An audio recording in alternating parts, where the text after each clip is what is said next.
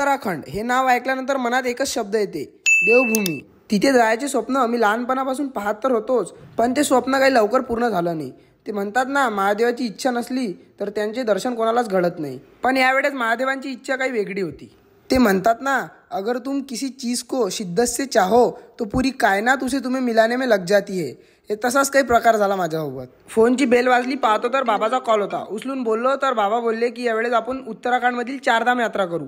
हे ऐकून मनात जी संतुष्टी वाटली ते मी तुम्हाला शब्दांमध्ये सांगू नाही शकत। तसे तर भारतातील 4 धाम म्हणजे बद्रीनाथ, द्वारका, पुरी आणि रामेश्वर हे भारतातील मेन 4 धाम आहेत।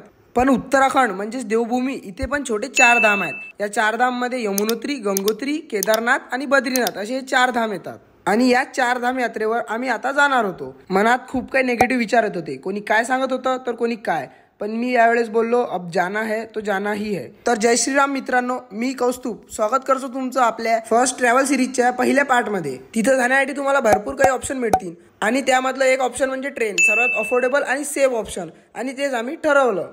तर मित्रांनो, तुम्ही चलत आहात की नाही माझ्यासोबत या देवभूमीच्या प्रवासावर? त्यासाठी फॉलो नक्की करजा। या यात्रेत मी बऱ्याच काही गोष्टी पाहिल्या, अनुभवल्या आणि जाणवल्या। मी सर्वच काही तुमच्यासोबत शेअर करणार। तर चला भेटू आपण नेक्स्ट पार्टमध्ये। जय श्रीराम।